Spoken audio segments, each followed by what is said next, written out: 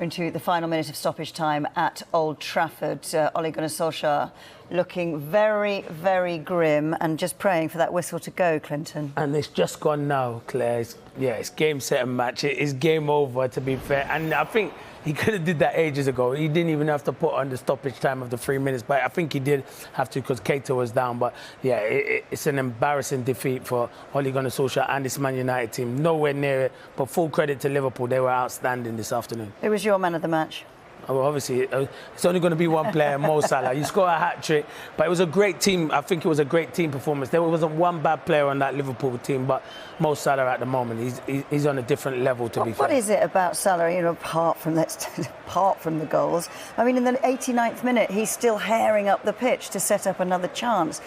He's unbelievable. And his work rate's brilliant as well. I think for any youngster watching Mo Salah, it's not hard work always beats talent. I think his hard work is fantastic. He's got so much ability, but once he crosses over that white line and goes onto that football pitch, he wants to work hard, and he does work hard, and he's reaping the rewards. And to score that many goals playing, he's not even a natural number 9. He comes from the right-hand side, and he's finishing once he gets in 10 positions. First class. I know Liverpool been talking about his contract situation. Give him what he wants, because to sign a player of his quality again, you're going to have to pay 150, 160 million. Just give that to him in wages. He's that much of a good footballer. He's fantastic to watch. You talk about young players watching Mo Salah. There might be some players in red shirts who today should perhaps be watching this work rate. 100%. And there's young players there.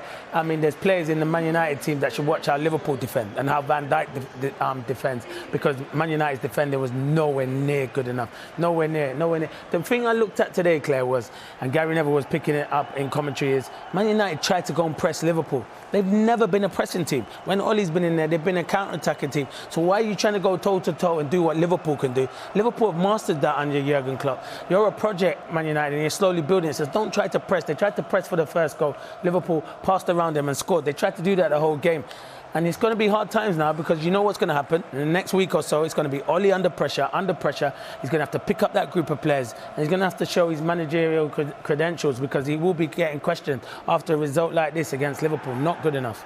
What do you think? Do you think he has a plan? Do you think he has a style? Do you think he knows how he wants to play? Or? Well, he has to. He better know it soon. This is Man United Football Club. They've just been embarrassed by Liverpool. If he doesn't have a plan or a style, then he shouldn't be in that job. So obviously the people above see that he does have a style and a plan. He now needs to implement that style and plan, because at the moment it's not working. That's not a good performance, and this is papering on Wednesday when they won against Atalanta. That is papering over craps.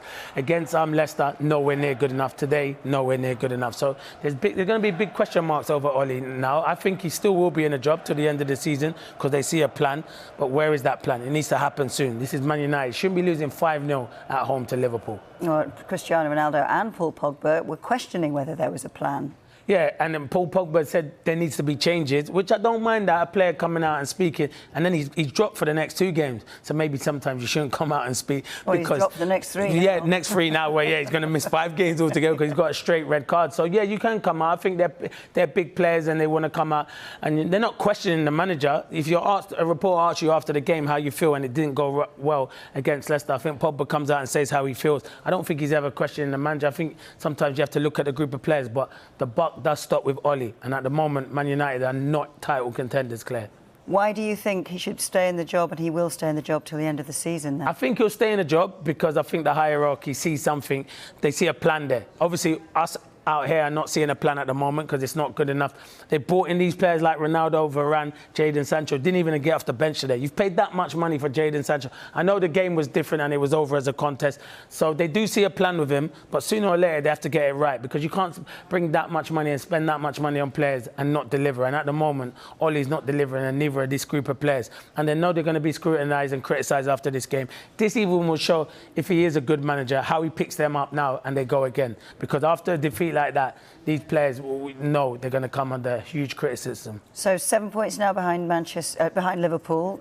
8 points behind Manchester City. Is the title over for them? It's October. Is it too early to say stupid things like that? No, I don't think you're stupid, Claire, with what you're saying. I would never say it's over. I would never, ever say it was over. But realistically, at this precise moment, I think it's a three-horse race. I think Man United are out of it. I just don't. But I'm never going to say never, because you can never rule them out. They can go on a run. They are capable of doing that. But at the moment, those three teams, Chelsea, Liverpool, Man City, are miles ahead at Man United, where they're in a different place at the moment, and Man United are trying to catch them up, and it's not happening at this precise moment. But you can never say never. How on earth do you pick up players after they've been humiliated like that at home? Well, that shows the style of a good manager. You have to pick them up. You have to go again. You'll have another game coming up very soon, so you have to pick up this group of players. There's a lot of experience in that dressing room. Likes of Maguire, Ronaldo can try and help some of the younger players in there. But and a lot of them have played a lot of football and international football. But the manager has to pick them up. That's his job. Go in the next day, pick them up, run the rule over what happened and what went wrong, and work on things on the training ground. If you're a pressing team,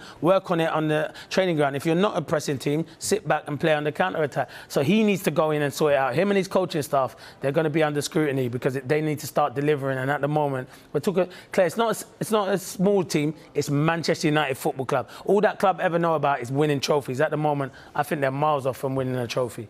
We would be remiss of us not to talk about Liverpool, because they have just, scored yet another 5 goals.